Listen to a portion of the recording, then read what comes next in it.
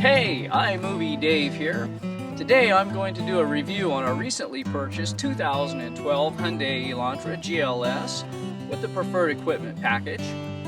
This video will not contain any technical information, nor will it contain comparisons between the Elantra and the other compact cars in the segment. However, it will contain my honest opinion, likes and dislikes. So, let's get started.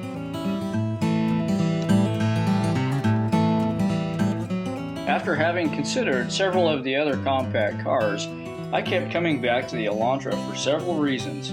First of all, it's just a great looking car. Hyundai has clearly set a new standard for the competition. Its stylish windswept exterior is carried over to the very comfortable and roomy interior. This car looks as good on the inside as it does the outside. Secondly, it's a great value. It's a solidly built car, fit and finish is good, gets decent fuel mileage, handles well, and is fun to drive. Lots of features for the money.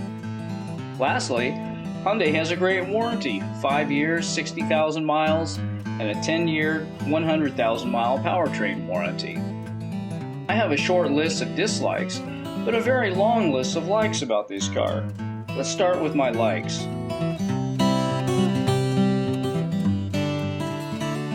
One thing that is very important to me and it is I have to feel comfortable in the driving position, meaning it has to feel right and fit me ergonomically speaking.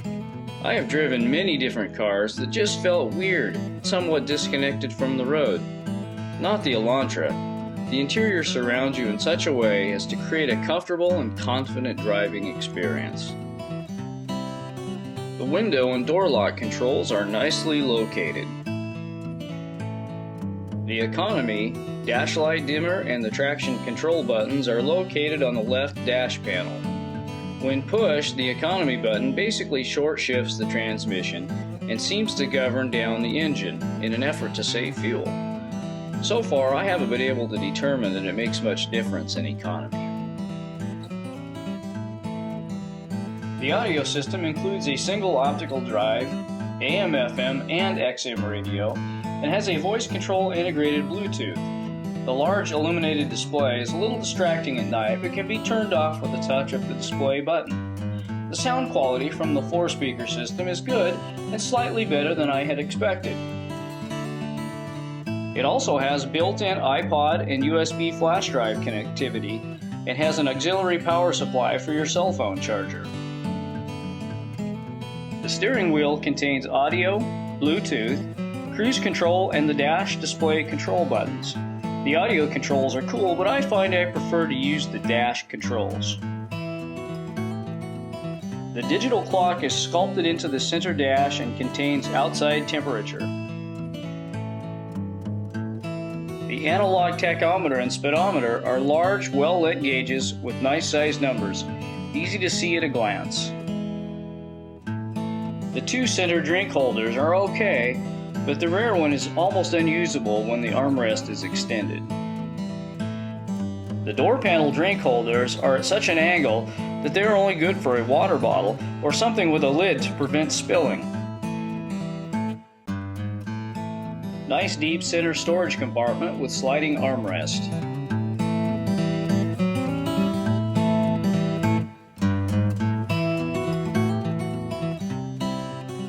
Bright touch control overhead cabin lights, left and right. Large glove box opens smoothly, plenty of storage. Fully adjustable manual seat controls, height, angle, forward and back. Trunk and fuel lid release levers located on the floor next to the driver's seat. They can be difficult to diversify between the levers at first. Large, comfortable back seat with lots of legroom and plenty of overhead clearance. Folding armrest with drink holders. Surprisingly large trunk space, well lit for loading and removing cargo at night. Hyundai's 1.8-liter, 148 horsepower engine with 6-speed automatic transmission runs smooth and quiet. There's really not much to dislike about the Elantra, but here's my short list. Moderately large blind spot makes it a little sketchy changing lanes sometimes. However, the large side mirror provides good rear and side visibility. The non-illuminated door lock control is a little hard to find in the dark. The brakes on the Elantra might be a little oversensitive. It takes a very light touch to bring the Hyundai to a quick stop. We did the bobblehead brake check for about the first week. The windshield wipers are just plain weird. 2 very different sized blades and wiper arms of different lengths. They work okay, but the short blade on the right leaves a heavy trail of water off the bottom as it is going up, before the longer blade on the left removes it going down. Come on, really? The Hyundai's a great people mover, but it's not a performance car. So far, I have not been able to get an average of more than about 36 miles per gallon. I was hoping to see a little closer to 40 as advertised. Now that we have covered the features, let's take this Elantra on the road. The Hyundai is right at home commuting to work or for a night on the town. The 148 horsepower engine won't knock your hat off, but it does provide plenty of stoplight to stoplight acceleration, and the transmission, while not seamless, shifts smoothly for good throttle response. Cruising at highway speeds, the Elantra's road noise varies from very quiet to fairly loud depending on the type of pavement. Overall, road noise is very acceptable. The fun begins when you get the Elantra on the windies. This car is just a blast to drive. It holds its line through a sharp corner with minimum body roll and no signs of over or understeering. The suspension is tight, but not overly harsh. However, running through a large pothole will give you a good jolt. And as I mentioned before, the brakes will stop you in a hurry. The only time you notice the modest 148 horsepower is when you encounter a long uphill. The transmission will shift down to maintain speed, but accelerating is not an option. Let's watch the Elantra do what it does best and enjoy the ride.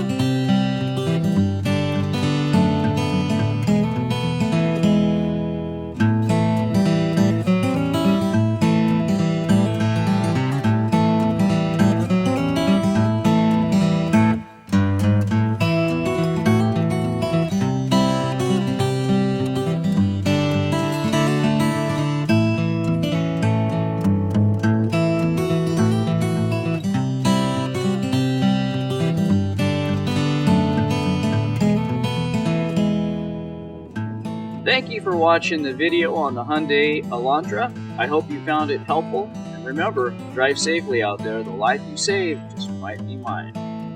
Ciao.